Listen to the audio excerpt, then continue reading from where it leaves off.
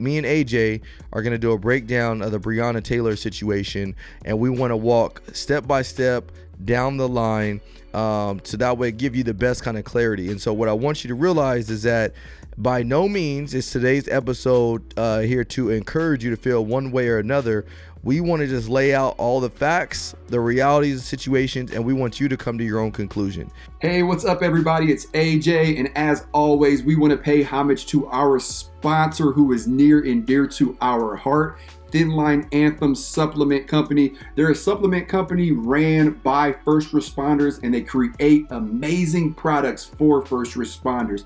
I just took the pre-workout, and as soon as it kicks in, I'm probably going to lift my house a couple of times because that's how powerful this stuff is. Make sure you hop on their website, thinlineanthem.com, and enter the promo code It's Needed, all capital letters, no spaces, and they'll give you 20% off your entire order. Once again, thinlineanthem.com, promo code It's Needed, all capital letters, no spaces, 20% off. Enjoy the episode. Yo, what's going on? Welcome to another episode of the It's Needed podcast, where we discuss real issues involving law enforcement in the community. It's your boy Ryan Tillman, founder of Breaking Barriers United, and I'm joined today by the light-skinned wonder himself, Mr. Oh No, it's the Popo. I might be like on your level of Hollywood now. Like I'm getting there. For the people watching this, you gonna know what I'm talking about. So we got something special. Bro, you are Hollywood already, bro. You already got the blue check, everything, dog. Nah. That's just for show. People look at that and they think I'm Hollywood, bro. But they look at you and they know you Hollywood. Nah, bro. That's the difference. You know how many times they denied your boy a blue check? I'm starting to think it's because they don't like my content that I put out. There's a strong possibility. Bro, there's people out there that are getting blue checks, and I'm like, seriously? Like, for real? But it's all good, though. I'm still going to do me. Some people hit me up, and I'm like, they got blue check. Let me see what this is. I'm like, what? Like, how did? Yeah, bro. The blue check is losing all validity for me. Validity. Yep. I would say so. Oh, I would definitely man. say so, man. What's up with you, brother? Man, chilling. So, hey, for our audience and listeners today, we are going to jump right in today because this is going to be a longer podcast episode. And the reason I say that is because me and AJ are going to do a breakdown of the Breonna Taylor situation, and we want to walk step by step down the line, so that way give you the best kind of clarity. And so what I want you to realize is that by no means is today's episode here to encourage you to feel one way or another. We want to just lay out all the facts, the realities of situations, and we want you to come to your own conclusion. If that conclusion is one that is, I still am sold that the Breonna Taylor situation was wrong, then so be it. If it's one that, hey, you know what, I learned something that I didn't realize before, then so be it. Allow that to shape your heart. But the only thing I'm going to ask of you before we even get started today is that you will come into this episode with an open heart. It's the only thing I ask, because if you don't have an open heart, then you're not going to be able to change your reality. And so that's the only thing I ask. Billy is not with us today. He'll be back in a little bit. He had to run an important errand for his family. And so the Savage is not on the air with us today. But that wah. It's funny because he walked in earlier with his boots on from Bates. And he said he had a little joke from me, but it's all good. There's a reason why he's not here today, so he can't crack on your boy. What he said is he was going to teach you how to properly jump a fence. I'll put it out there. So you just going to dog me out like that. So you just going to put my business out there like that. People got to know. Oh, man. Here we go. So that being said, I want to jump right into today's episode because people have been asking me, I'm sure they've been asking you, AJ, what are your thoughts on Breonna Taylor? And so I've been putting out content heavy this week about doing research. And so I don't want to put research. I don't want to put information out there without me doing the research. I got to be able to, take my own advice. And so that's what's taking so long. So that being said, the way we're going to do this is we're going to go back to like high school, college, junior high, whatever it is. Remember when you had to do a book report, you had to read a book. And then when you do that book report, you got to do it's got who, what, when, where, and why, and how. Yep. That's what I think that's going to be the best way to break this thing down, because we have to realize there's members of our listeners that are not police officers, that are not familiar with the processes and practices and things like that. So I think we need to go back rudimentary style to go ahead and break this thing down. So I'll start it off. Me and AJ are going to go back and forth. between our own personal opinions and everything. But I'll kind of start it off by what I mean by what we're talking about. And so let's start with the who, because anytime you do a book report, you got to go with the who first. And who specifically we're going to be talking about today is there's 3 different individuals that I specifically want to talk about. Obviously, number 1 being Breonna Taylor. Number 2 is going to be Jamarcus Glover. And number 3 is going to be Kenny Walker. Now, one of the things we have to understand is that Jamarcus Glover was one of the number 1 suspects that were involved in this investigation. And so the type of investigation that we're talking about a narcotics investigation. And I want you to understand how these investigations start in the first place before we move forward. And AJ, correct me if I'm wrong or tell me if it's similar out where you're at. But let's say I do a traffic stop on a car and I I arrest somebody for being in possession of, like, let's just call it 3 grams of methamphetamine, which is pretty substantial amount. Street value out here, I mean, you can articulate that would be a sales case. Well, anyways, after that goes back to our narcotics investigators. They're going to look at it and they may say, hey, you know what? We want to do a bigger investigation to find out where these drugs are coming from. And so they start this whole investigation because ultimately, yeah, it's good to get that person that's in possession of the narcotics, but we want to find out who's selling it because you want to go after the big fish so we can stop them from selling in our city. And so that's how a lot of these narcotic investigations even kick off. That's not to say that's the only way they kick off, but that's one of the ways that narcotic investigations kick off. And the reason that's important to know is because it sounds like to me, after doing some of the research, it sounds like they were doing an investigation centered around the Breonna Taylor thing since 2016. Correct me if I'm wrong. Does that sound about right, AJ? Yep. So they're doing an investigation that dates back to 2016, and they identified Jamarcus Glover as being one of the major suspects in the crime. And so what we're going to do throughout this episode as well is we're going to try to debunk some myths that have been out there. And so one of the things that was out there was they already had Jamarcus Glover in custody. So why were they even at Breonna Taylor's house in the first place? And so is there anything, AJ, that you want to add before we talk about why they were still hitting Breonna's house? No, I mean, I definitely think that it's important for people to understand these 3 people, not only to understand who they are, but their connections with each other. And you have to stop me if I'm jumping too far ahead. I don't know how exactly you had this planned out.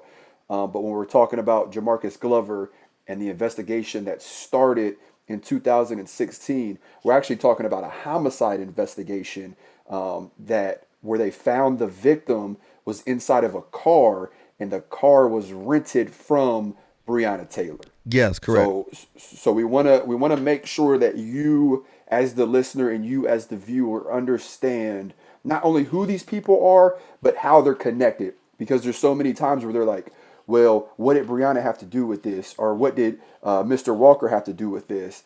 So that's what we really want to do, is break down how they're connected, why they're connected, and who they are as people. So I'll let No, you, that's perfect. That's good information.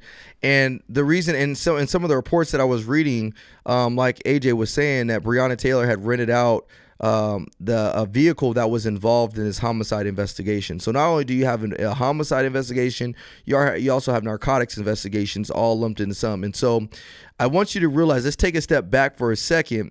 And anytime officers are investigating homicide investigations coupled with narcotic investigations, there's a threat level that goes way up, because and just based on training and experience, anytime you're dealing with homicides or narcotics, there's guns. There's going to be a lot of guns and different type of weapons that are involved.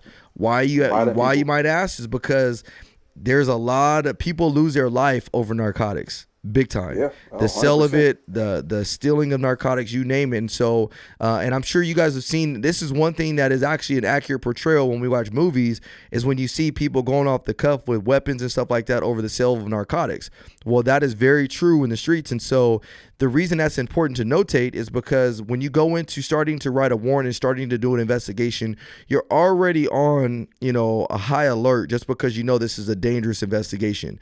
I know the city that we investigated the city that I work in one time, they did an investigation that actually arose to the federal level that indicted, I want to say 18 to 20 people. and trafficking narcotics across the country. And this was high level stuff. This was going back to the Mexican mafia and all other stuff, cartels, you name it. And so, those are very, very dangerous investigations. So continuing forward, now that and then the other person that we have to discuss, so we have Breonna Taylor, obviously, we have Jamarcus Glover, but we also have Kenny Walker. Now, Kenny Walker, the reason Kenny Walker is important to notate is because Kenny is the one that was with Breonna Taylor the night of her death. So Kenny and Breonna, it sounds like they were dating, and it sounds like Jamarcus Glover and Breonna Taylor were dating at one point as well. They were also a couple. So it sounds like Breonna Taylor and Jamarcus Glover were dating at one point in time. Now, that's going to be a very important fact here in a few minutes when we talk about the actual service of the search warrant, because that's going to come back up. So go ahead, AJ. And we know that they were dating because in 2016, they both admitted it. In 2016, Breonna took $5,000 down to the jail and bailed him out. And then also a separate incident, she took $1,000 in cash down to the jail and bailed him out. And when they were doing a follow-up investigation from the homicide, they found the victim inside the car. They realized that Breonna Taylor rented it. They went to Breonna Taylor's residence, and when they went there, Mr. Glover was inside that residence.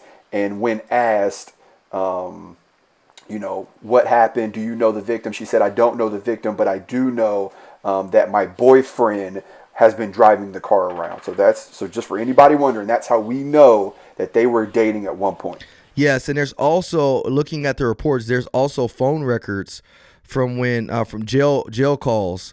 So you might ask, how do they know the jail calls? Well, anytime people make phone calls in the jail, those things are recorded. And if for whatever reason, if need be, if officers or investigators need to go get those jail calls, they can write a subpoena and get and ask for permission to obtain those jail calls. Those jail calls are so important because you learn a lot from them. You learn who's doing what, where they're going. You get incriminating statements. So they actually jail calls between Breonna Taylor and Jamarcus Glover, and there's a lot of references to narcotics and things like that. The other fact that I want to highlight is, if you have the question of, well, how did they get all this information, or how did they know these things? You got to realize when an investigation starts, that's when, especially narcotic investigators and detectives, they go into mode. That's where the stuff you see in movies where they're code 5-ing, and what a code 5 is they're like sitting in a house across the street in an unmarked vehicle, undercover, binoculars, cameras, all of that. That's what all this stuff is about. They are literally trying to avoid being recognized and trying to follow people around in order to build a case, in order to go grab a search warrant to make an arrest or obtain evidence.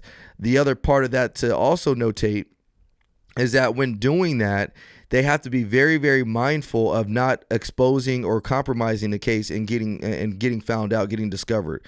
So this takes a long, long time, and the bigger the case, the longer it's going to take. So I can't just walk down to a judge today and say, hey, look, I located 3 grams of methamphetamine on AJ. I want to go back to his house and serve a search warrant to go see if there's more. No, I have to do more intel. I have to say, well, this is why I believe AJ has more narcotics at his house. Not only did I arrest him with 3 grams, I arrested him with small baggies. I arrested him with a scale. I arrested him with a large amount of cash. He had weapons. I saw text messages in his phone talking about picking up and dropping off. There's a whole bunch of things that make me believe that AJ is selling narcotics from his house, which is why I want to go back to his house to see if there's more there. So on a higher profile case, you can even imagine how much more information you're going to need for a valid search warrant. The reason I bring that point up is because people were saying that it wasn't a valid search warrant. The judge just signed off on it. No, there's an extensive amount of investigation that goes on in order to obtain a search warrant. So it's not like somebody just signed it in the blind and then they went off on their way. Go ahead, AJ. Yeah, and I think you said an important part that I really want to emphasize is the judge signs off on the warrant. Meaning we, as police officers, detectives, what have you, compile all of this evidence to present to the judge. and the judge has the final say if it's a valid warrant or if it's not a valid warrant. We have all the evidence in the world, and if the judge doesn't think that it lines up, or thinks that you're reaching too far, or thinks that you're doing something, whatever, X, Y, and Z, he or she could easily say, nope, decline, and we're not raiding the house. We present that evidence to the judge reviews it, which she did in this case, signed off on it. Exactly. And based on personal experience, I've gone to judges before in efforts of getting a search warrant signed.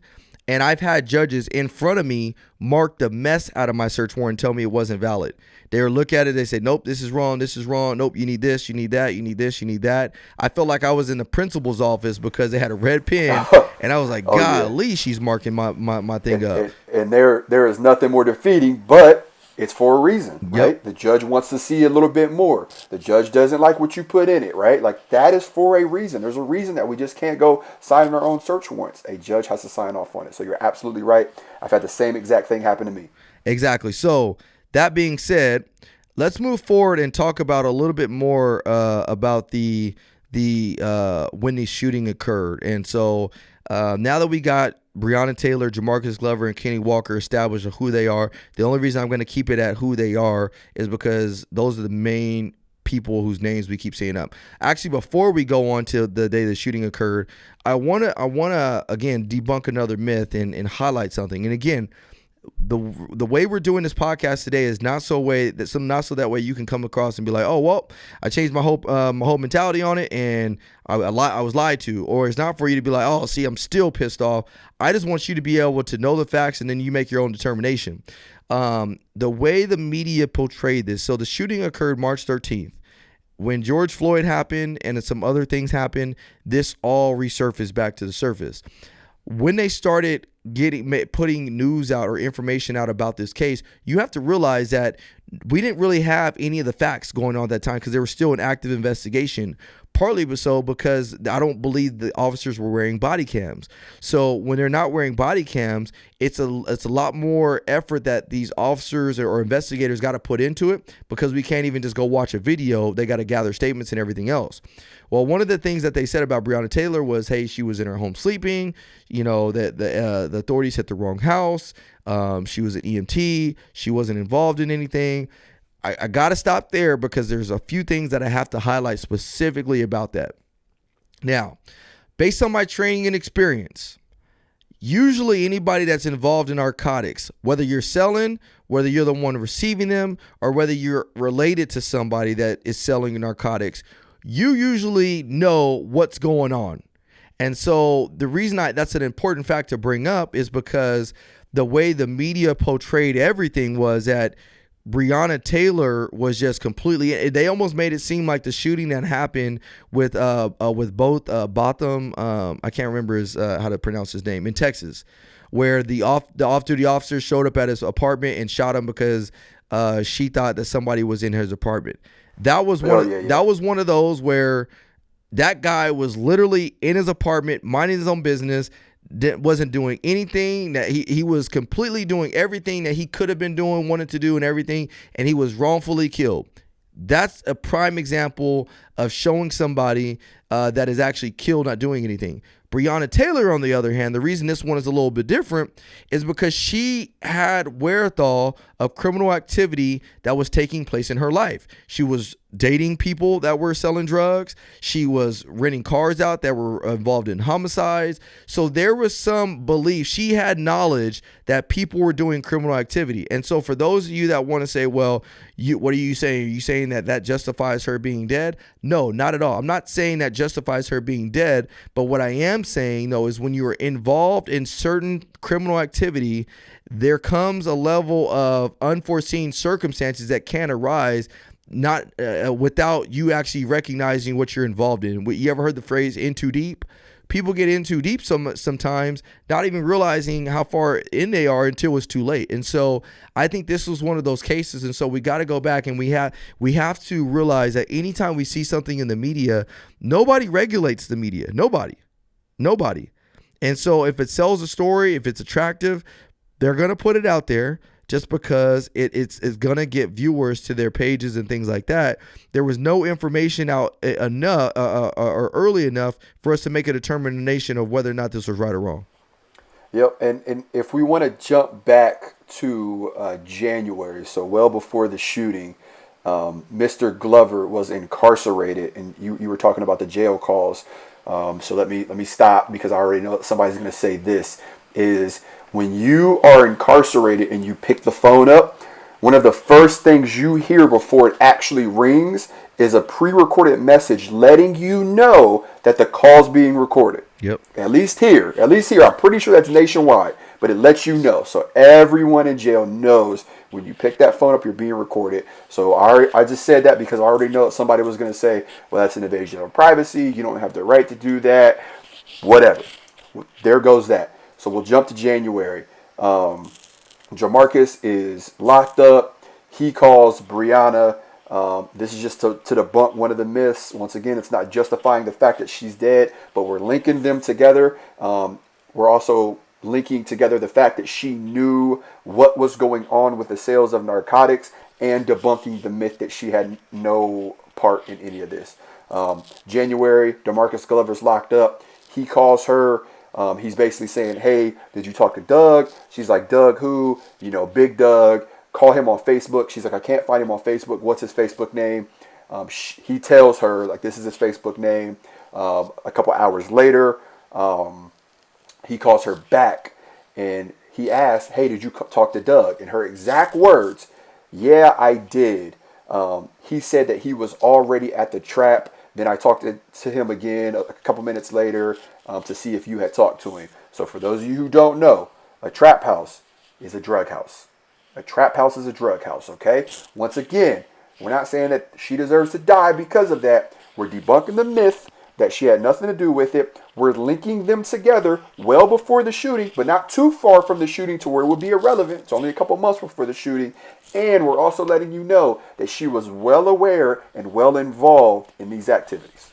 Exactly. And that's so important to know, again, because there's knowledge. You have knowledge. One of the things that my dad would tell me when I was younger and growing up is saying, Ryan, you know what? You need to watch who you're hanging out with, because they don't get caught up with them because you just happen to be there. So, you know what I mean? Like, I know everybody that drives in my car, I know whether or not this person is legit or not. Oh, that was a thing growing up. Like, keep in mind, I kind of grew up a little different. But growing up, when somebody got into your car, you would ask them. You don't got no dope. You don't got no gun on you, right? You don't got no warrants. Mm-hmm. Like, that was known. Even if I was getting in somebody's car. Yep. You don't got nothing on you supposed to have, right? Yep. Nah, exactly. You ain't got no warrants? Nope. Okay. Like, that was known. And that's why you didn't want to get caught up in something that somebody else was doing simply for the fact that you were hanging around. Exactly. Right? Exactly. If you're driving around in a stolen car, you getting pulled at gunpoint. If you're hanging out with a murderer, yep. Go ahead. Yeah, no, perfect. You're back. So now let's move forward to the actual day of the search warrant. So the search warrant's on March. Some of the people said before that the information that was making them upset is, why were they even searching her house if they already had Jamarcus Glover in custody? That's a big one. Let's touch on that. So just because we have Jamarcus Glover in custody doesn't mean that we're not going to go and search other people's places or other homes to get evidence or find people.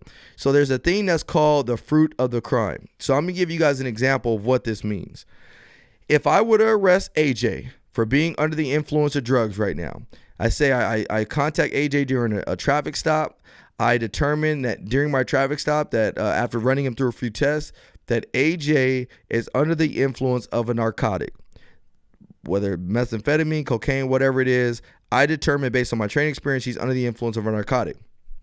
Now, I have the lawful ability to go into his car to find the fruits of the crime. Well, what you might ask is the fruit of the crime? Well, what made AJ high? Drugs. So if I know he was driving a car, if I know he's under the influence, but I don't see any drugs on his person, or even if I do, I still have the ability to go back and lawfully search where he just had access to, and in this case, it will be a car, to find the fruit of the crime, the thing that made him high. If you want to talk about, if you need another example, let's say an armed robbery occurred and the suspect used a gun to commit the crime, to commit the robbery. We contact the suspect. We don't find the gun. Well, we need to go and find the gun because that's a part of the crime. It's a fruit of the crime. So in this case, they're doing a narcotic investigation. Remember that? They're doing a narcotic investigation coupled with some other investigations. Jamarcus Glover is in custody. We know that.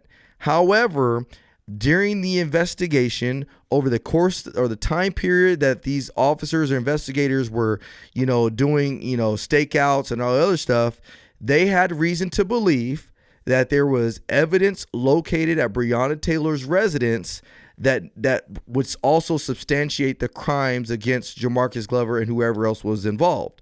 So what we have done historically speaking in common practice is we will do things where we will do multiple search warrants at a time.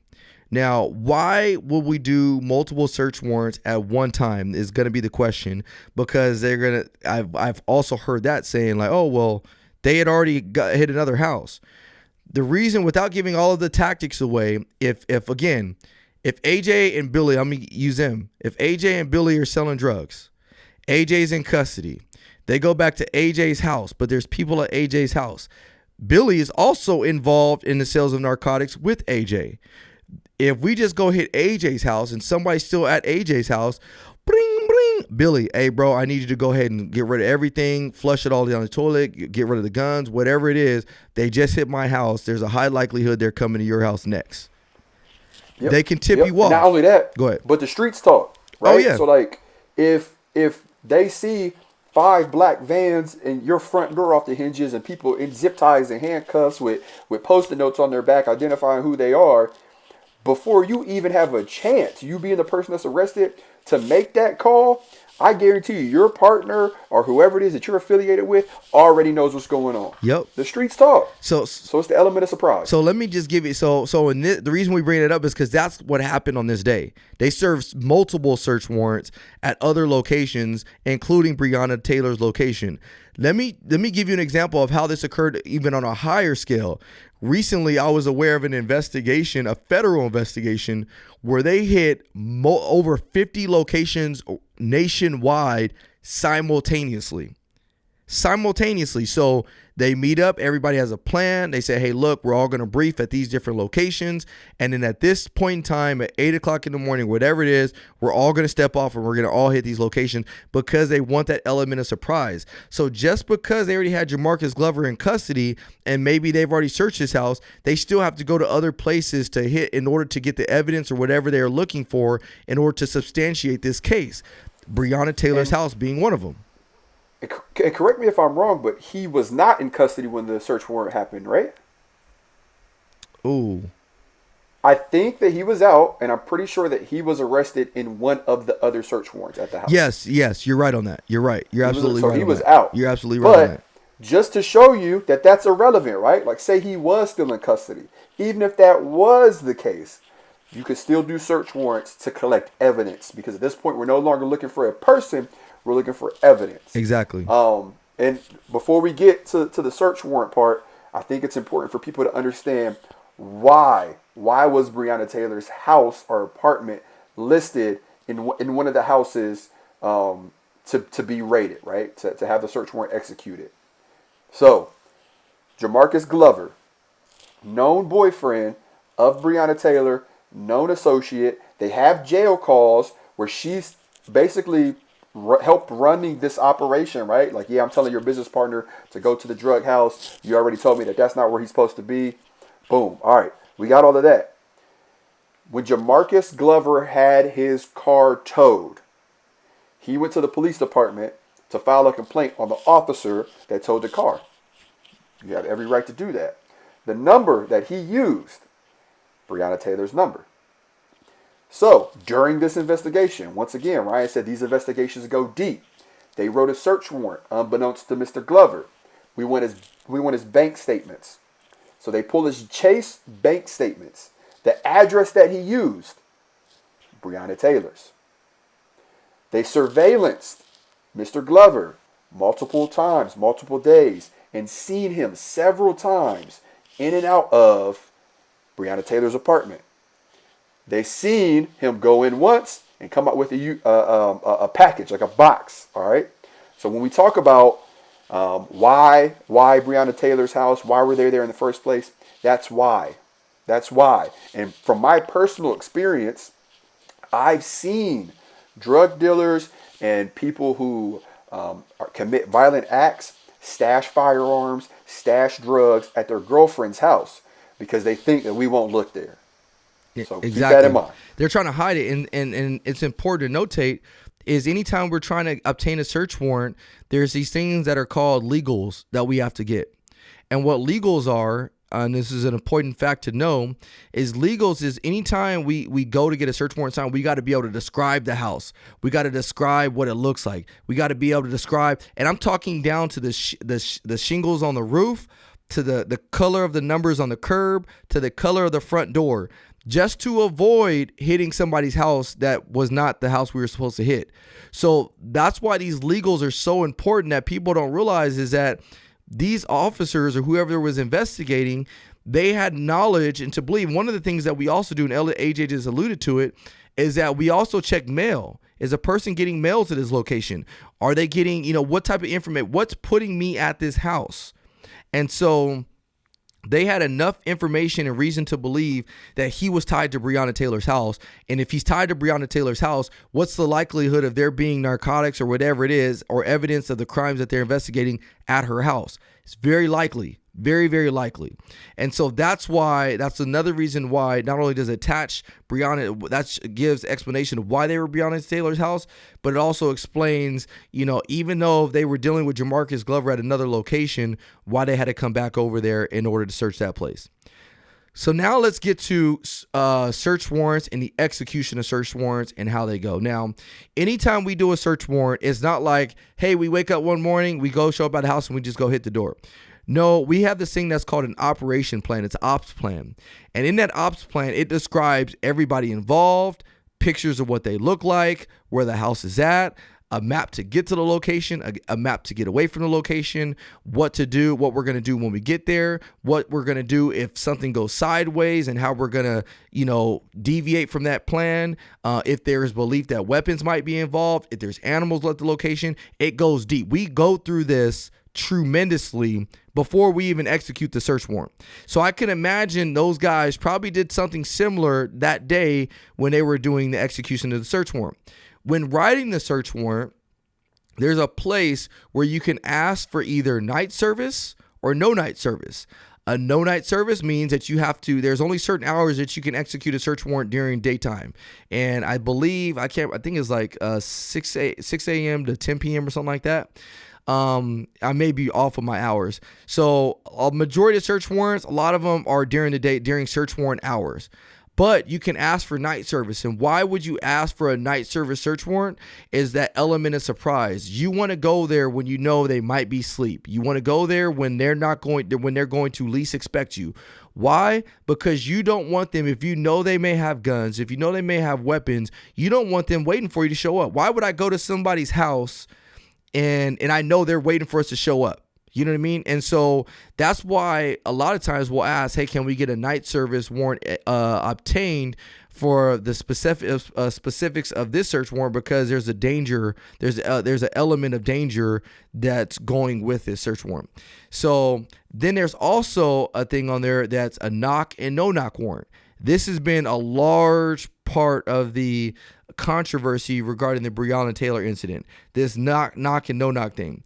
The reason that's important is because, everybody was saying, well, they served a no knock warrant and that's why they want to ban no knock warrants. So they've been in the process of trying to ban these no knock warrants, which is very, very dangerous because, again, no knock warrants give us that ability, give us that element of surprise when dealing with dangerous people. You got to think about it. We're dealing with people, and I'm not saying this is the case for Breonna Taylor's case, but we're dealing with cartel members, Mexican mafia members, people that are putting other individuals in big old bins of acid for stealing drugs. Oh, yeah. hanging Oh them, yeah. burning them, finding Decapitation. them, decapitation. Yeah, you These name it. are the type of people that we are dealing with in regards to narcotic sales. And so if we have to go hit their houses, what movie was that? I can't remember what movie it was. But there's a scene in the movie where the FBI is serving a search warrant, and there is Sicario. And in the service of that search warrant, one of the very first scenes, in the service of that search warrant, they hit the house, and what they find is they find bodies that are layered behind the walls, and they're painted over like you would never even know unless you actually broke the wall down. People think that stuff is fake. That stuff is real. So because you're dealing with people like that, there's a reason why we do no-knock warrants, is because we need them when we're dealing with some of these high-profile investigations, things that can cause somebody to get hurt or either killed. So in this case, they had a no-knock warrant signed off on. However, even though the no-knock warrant was signed off, they still knocked at the residence according to witness statements. The neighbor said, "We heard a knock at the door." Now, I can almost guarantee you, because now we're going to start talking about Kenny, the guy Kenny that was with Breonna.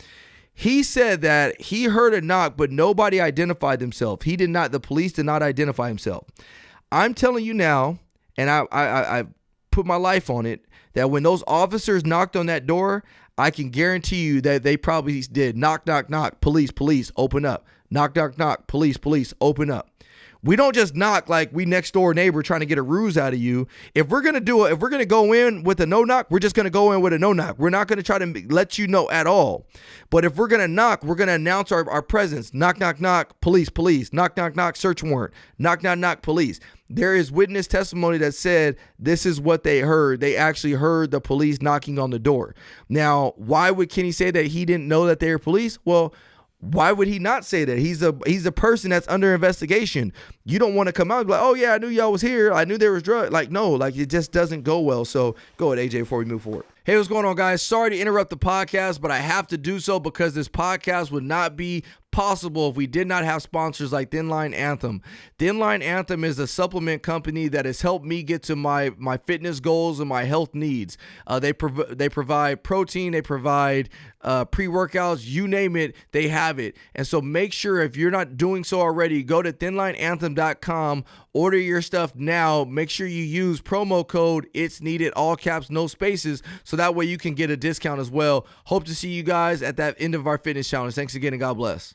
It's something so two things. The first thing is I want you to ask yourself, right? Because now we're in this trick bag, right? Did the officers say it? Did the officers not say it? We weren't there. We don't know for sure. It's not recorded. We live in this world. If it's not recorded, it didn't happen. And, we can't trust the police, what they say. So I just want you to ask yourself. I want you to remove any bias you have, whether you're extremely pro-police, whether you hate the police. Try to be in the middle as much as you can. Why would they knock and not announce themselves when you have the opportunity to just boot the door? Exactly. They clearly wanted to. It's the police. Boom, boom, boom, boom. It's the police. Open up. Boom, boom, boom, boom. Okay, now you're not answering. We know you in there. Hit the door. I've been on a fair share of years. I've been in raids. I've seen a lot of raids. Like, I have my fair share of experience. Never have I seen an officer or officers knock on a door and not announce police. Like, this is something that is trained in police officers nationwide. Like, that's just a standard nationwide. Why wouldn't they? So just ask yourself that question. The second thing, when we go back to the no-knock warrants, just because it's relevant, I threw these numbers out there on an earlier podcast. I just want to remind you, there are a few people who are going to say, well, there shouldn't be a such thing as no-knock warrants anyway. We described why we do no-knock warrants. I just want to throw some numbers at you.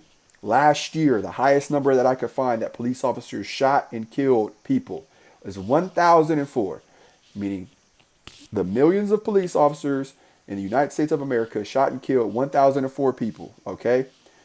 What do you think the percentage of those people shot and killed were serving a no-knock warrant? 3 tops. That's my number, right? I'm gonna go 3 tops. Say, hypothetically, in this imaginary world, say every single one of those 1,004 people who were shot and killed by the police last year was during a no-knock warrant. Hey, we got to ban no-knock warrants. 1,000 people were killed. Keep in mind, a majority of these no-knock warrants are narcotics related. So now what happens? I don't have a no-knock warrant. I knock on your door. You flush all the drugs. It's a vicious cycle. The same year, last year, 72,000 people died from an overdose. 72,000 people. So if we're really using that logic, right, the preservation of life, we want to help save lives to support our ideas of banning no-knock warrants, I just want to throw those numbers out there. I just want to throw them out there for you. So go ahead, Ryan. That's a great point. Great point.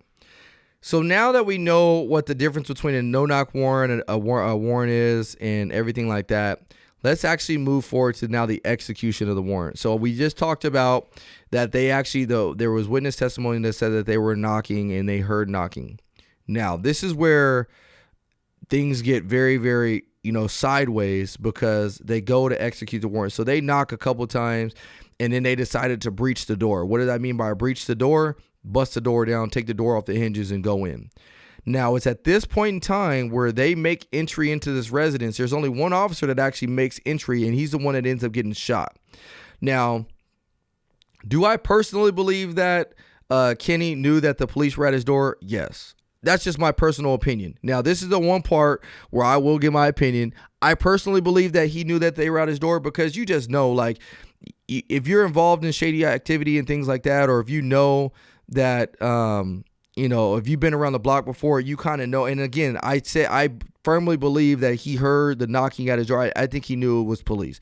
But let's just say you take my opinion out of it. Take my opinion out, remove my opinion. You have officers that breach a door, and you have Kenny who said, I thought that he actually thought it was Jamarcus Glover, if I'm not mistaken. He thought it was Breonna Taylor's ex-boyfriend that was at the house that was busting the door down. Now, I heard that. Now, whether or not, I don't know if that was actually in his statement, but there was some type of belief that it was either him or somebody else that was intruding or breaking into the house. Yeah. Now, I think he said they were banging on the door while we were in bed. They wouldn't answer who it was. The door flew off the hinges, and I bucked off a shot. Something very similar to that. So, now, like I said, remove my opinion. Take my opinion out of it. If I'm in my house, and I'm in my bed, and I'm sleeping, and I hear my door bust down, and I don't know who it is, I do have weapons at my house. You could probably believe that I might be shooting at somebody coming through my door. Now, a reason that's important to know is because from a logical person's standpoint, is it logical that somebody can do that? Absolutely. You have your right to defend and protect your house, right? So he fires off a shot. When he fires off a shot, officers, they're on the flip side of that. So now we have to address what the officers are experiencing. So we just talked about this investigation started in 2016. We talked about they might have knowledge that there is a homicide related to it. There might be weapons involved. It's narcotic related. Based on your training experience, these are dangerous environments. They go, this is a day, we're doing a search warrant. 3 search warrants at the same time. 3 search warrants simultaneously at the same time. This is a very, very high risk search warrant that we're about to execute. They bust that door down and they hear a shot ring out. Now, what do you think the officer's response to that's going to be? Is it going to be to retreat? Now, it says 2 of the officers actually saw 2 people in a hallway. Most likely, Kenny and Breonna Taylor standing next to each other. They returned fire. I think it's about 16 bullets that return fire, or 16 bullets that are returned. I may be off on that number. I don't have my notes in front of me.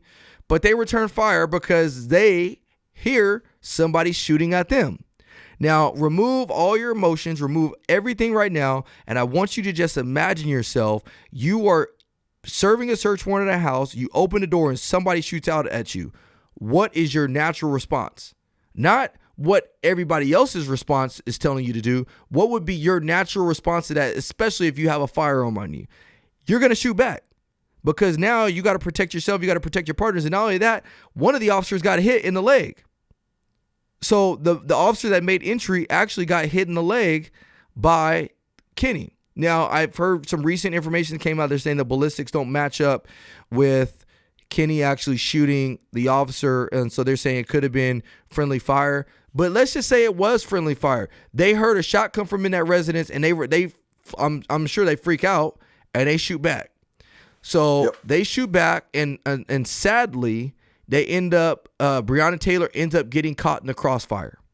She ends up getting caught in the crossfire. She's killed. Unfortunately, she shot 6 times, and there's that part of it. Now, one of the things that got brought up with this whole thing was that how do they let the 2 officers off that killed Breonna Taylor, and they indict the other officer for shooting at a neighbor's wall? Now, and it's called wanton endangerment. Let me break this down to you. As a police officer, if somebody's shooting at me, I have my right to self-defense. I have my right to respond to a threat that is shooting at me to preserve my life and anybody else's life that might be in danger. I have that right lawfully. But I also have to know what I am shooting at and who I am shooting at. I can't just start firing random rounds off because I get scared and nervous and just start blasting away. And it sounds like, based on the investigation, that the other officer that was there, when the shot went off, he just started shooting errantly, like just not even playing, with no due regard in the apartment, into the apartment, and actually striking the neighbor's wall and things like that. So lawfully, I cannot do that because I can jeopardize somebody else's life. I can hit somebody else, an innocent bystander, and stuff like that. People are going to make the argument that Breonna Taylor was an innocent bystander. She was. She got caught in friendly fire. However, there was reason to be there. They had a lawful reason to be there. They were serving a search warrant. She's standing next to a guy that's shooting at police. Police don't know that. Police return fire, and she gets caught in the middle of it, which is unfortunate. The reason those 2 officers got let off is because they had a lawful reason to be there. They had standing to serve that search warrant. They had an imminent threat. They had somebody shooting at them. They see 2 people. Whether or not they saw, because I don't know if it was light or dark in that apartment, but I can guarantee that it happened so quickly, they returned fire in the direction of where that bullet came from. And so that's why those officers were let off, is because it all was in with the confines of the law. And it was it's an unfortunate circumstance that led to Breonna Taylor's death. The other officer, however, was charged because you just can't shoot at whatever you want just because you think, oh, a bullet came from that way, so I'm just going to fire wherever. That's why he was charged. That's why he was indicted. And so the people that were saying, oh, well, the walls matter more than Breonna Taylor's life matter. No, it doesn't work that way. I'm sorry. Right. So 2 things. So we'll rewind back to Mr. Walker. He made the statement that somebody was banging on the door. They wouldn't answer when I asked who is it. Next thing I know, the door is coming off the hinges. I bucked off a shot. What if it wasn't the police? What if the apartment complex was on fire and the firefighters were banging on your door to try to let you know that you have to get out this apartment or you're going to burn alive? You don't answer. Now they got to ram the door to make sure that no one's in this apartment. Maybe one of your neighbors is like, hey, there's 2 people in there. Okay, hit the door. We got to wake them up. They ram the door. You heard banging. They didn't say who it was. Door's coming off the hinges. You bucked off a shot. Now you killed a firefighter. Let me break down something for you.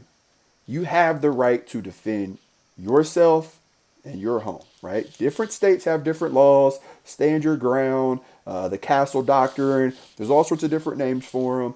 But what you have to understand is you also have the responsibility of target acquisition and knowing what you're shooting at and why. Yep.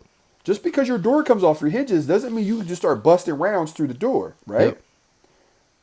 With that said, if that's the case, there's an issue with that. We can't just say, well, he was defending his house. No, he wasn't. He wasn't just defending his house. That could have been a firefighter, EMT coming through that door to save his life. Now would you be saying that? Well, he was just defending his house. He didn't know. There's a reason why you have to know what you're shooting at. That's exactly why. It could be a police officer doing his or her job, or it could be a firefighter or EMS doing his or her job. You have to know who's coming through that door. And if you're in the hallway, you have time to make that decision, right? All that aside, right? Check that box off, all right? The officers have a legal obligation to take care of business once they are fired upon. There's something called dereliction of duty. And that means when stuff is going sideways and the crap is hitting the fan, if you're a police officer and you chicken out, you could get fired. You could get charged because you're failing to uphold the oath that you took, right? We have a legal obligation to take you into custody. You just fired upon us. Maybe you fired upon us legally. It's our legal obligation to now take you into custody and or stop that threat. So not only did the officers have the right to, not only were they legally there, not only did an officer get shot, but they have a legal obligation to take care of business now. They do. So that being said, I want to move forward to one of the last things that's come out of this is they said that they decided to settle, and because they settled, that means that they must have done something wrong, and that's proof that they did something wrong, but yet they were still let off. I need you to understand something. How many times have we all seen it now? Because it's 2020. Somebody file a lawsuit and they still get paid out, even though the person that they're suing was in the right, complete right. We see it all the time. This is not no nuance. This is not something this is brand new that we've never heard of.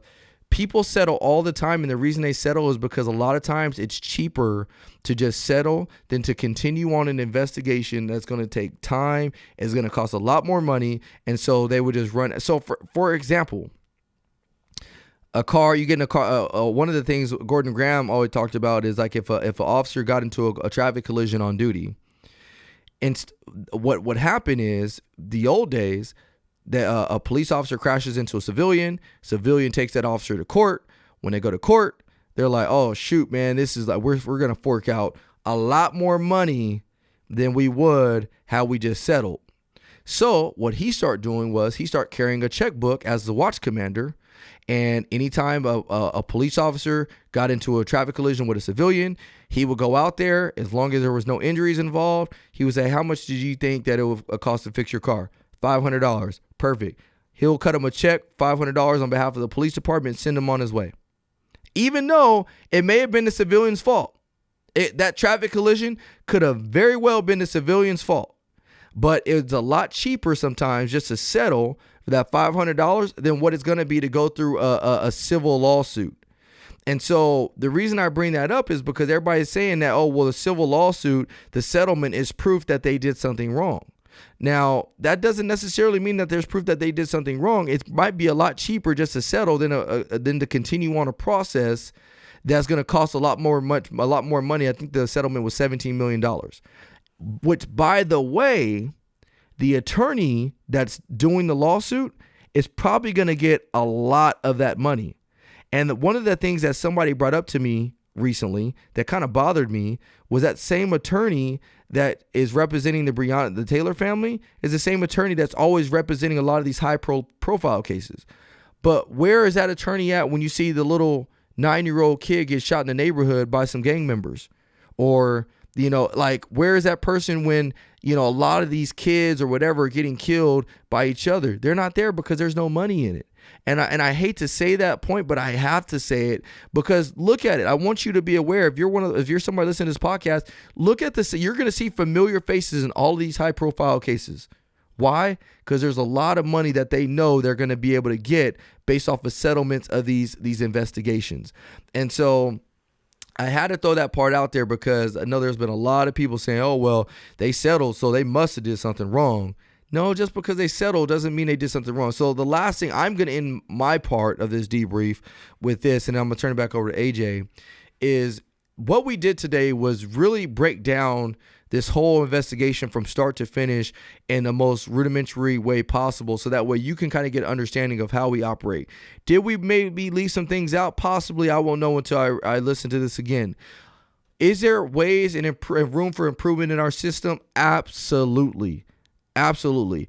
By no way do I want you guys to realize that, hey, these officers did a perfect job and everything is good. Anytime there's a loss of life involved, we always should go back and debrief and say, how could we have done this better? What are some better ways that we can do our job so that way we can alleviate somebody losing their life? So I want you guys to realize, like, yeah, there's definitely going to be things that come out of this. There's definitely going to be ways to improve. I think, by learning from tragedies like this, because ultimately what this is a tragedy. Despite what Breonna Taylor knew, despite her involvement, in criminal activity or not, she's still a person. She didn't deserve to die, but she was a product of an unforeseen circumstance, and it's a tragedy. So we do need to improve. We do need to move forward. Man, my bad. We do need to move forward, but I want you guys to realize that, we had to come and present all the facts, at least the way I took it and perceived it. And the sad thing is, you got guys like the Attorney General that came and laid it out, and people were still up in arms about it. Then they even tried to bring the Attorney General. The Attorney General is married to a white lady, and they try to use that against him and say, oh, look, he's married to a white lady, so that means he's not really for us. Seriously? So now you're reaching because he's married to a white lady. He's black, but he's married to a white lady. Now you're saying he's not for us. Then you had those like Shaq and Charles Barkley come out and say, look, these dudes had a lawful reason to be there. We can't just get off the cuffs and say all this other stuff. And they're now crucifying those guys for it. There's protests. So what has the fallout been from this? People getting hurt, people getting shot on the lines of protest, people acting a fool, all because they didn't take their time, sit back, and look at this from a logical, reasonable standpoint. I got to admit, sometimes the reasonable, logical response or the answer is not always what we want to hear, but it's facts. And you can't disregard or negate the facts centered around these investigations. Go ahead, A. Yeah, absolutely. So with that said, I just want to give you a couple more facts, and then I want to ask you a question. One of the myths out there is, well, they didn't get any drugs or anything anyway. True when they raided Breonna's house. Not true during the simultaneous raids. In the house where they arrested Glover, they actually got like $20,000 in cash, guns, fentanyl pills, and all sorts of stuff. So people were trying to make it out to appear like, well, they did all this work and there was nothing found anyway. Once again, I'm just giving you a fact of what happened. I want to give you one more fact. The night that all this went down, so the morning of, this is another jail call. Glover called his baby mother, so it's his child's mother. Her name's Kiera. And one of the first things she says, Chop. So Chop is a nickname for Glover. Chop, that girl got killed over you. They kind of go back and forth for a while. And I just want to give you a little bit more information to kind of help you understand the involvement here. They go on back and forth. Well, why'd you put the bank statement in her name? Why are you always driving her car? Where's the money? Where's the money? Where's the money? He finally says she had the money, saying that Breonna Taylor had the money. She got $6 grand. Well, she got $8 grand. So I'm just throwing that out there. Once again, I'm not saying it to say, well, oh yeah, she deserved to die. I'm not saying that. So please don't. I'm just trying to give you some information. And the question I want to pose is this. There are a lot of people, even people of influence, who are trying to make this about race. They kill her because she's black. This happened because she's black. The Attorney General did whatever because she's black. The verdict is this because she's black. My question is this. And I want you to please try your best to answer this truthfully. Do you truly believe the officer rammed that door, an officer got shot, and before they started returning fire, they seen a black female and said, It's her time. I'm not going to answer a question. I know what my thought is. I know what I truly believe deep down inside. We're not here to share that. I just want you to answer that. I also want you to answer this. Do you believe, deep down inside, do you believe that the Attorney General, who is black, said what he said and did what he did to another black female because she's black? I know what I believe. Once again, I want you to answer that. Truthfully answer that. We have to think logically. We have to know the facts of what we're talking about. And that is the point of this podcast. We're not here to try to sway you, to try to give you our opinions. Although we did a couple times, we tried to refrain, the most that we could. We tried to have some willpower here. We just want to give you the facts. Because a lot of sources out there are not doing that. They're stacking them on, and then she was asleep. Or that's not true. She didn't have any involvement. That's not true. We want to give you the facts so you can make your own opinion. Yep. If that bothers you, if that upsets you, I'm not sure how to reply to that. I'm sorry that it bothers you and I'm sorry that it upsets you, but I'm not sure how else to respond to you being upset about what actually happened. Maybe you need to do some self-reflecting. Yep.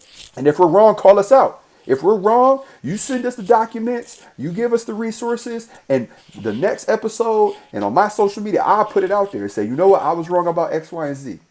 I'm man enough to do that. But we did some research. We've had talks. We've dug deep for this information.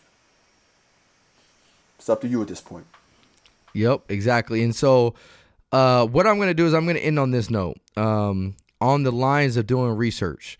Don't know if you guys know this, but the officer that actually shot Jacob Blake has come out with his statement.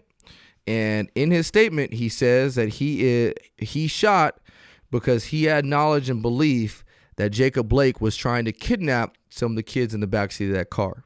Now, without rendering my opinion, without giving you any further information that I know, because the investigation is not over, I want you to ask yourself this question. If it's your child in the back of a car and you know there's history with this guy, you know that there's sexual assault history with this guy, you know that your kids may be in the backseat of a car and this guy is going into a car with your kids and they're your kids, does it change your mindset of whether or not the force used against Jacob Blake was justified or unjustified? I'm not going to answer that because I don't know enough more in the investigation. But what I will say is that they just came out. His statement says that he had belief that he was going to kidnap the kids that were in the backseat of that car. Now, again, that's all up for interpretation. Everybody else, they're entitled to their own belief. But I wanted to pose that question to you. If you're a parent, somebody's going to jump in a car with your kids, is that means for deadly force as they're getting into that car? Think about it. Yep, so, yep. And then ask yourself this, right? Ask yourself this.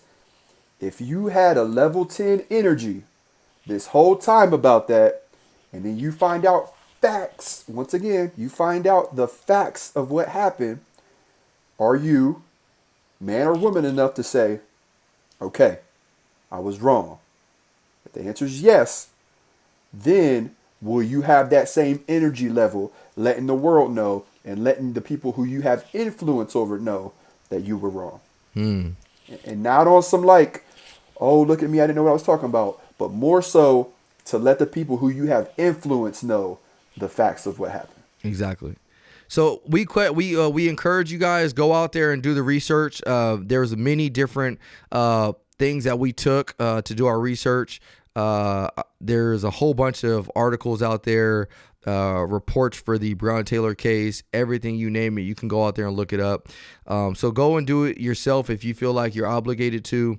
But the biggest thing is we wanted this to be an episode where we kind of give you clarity, at least the way we perceive it to be.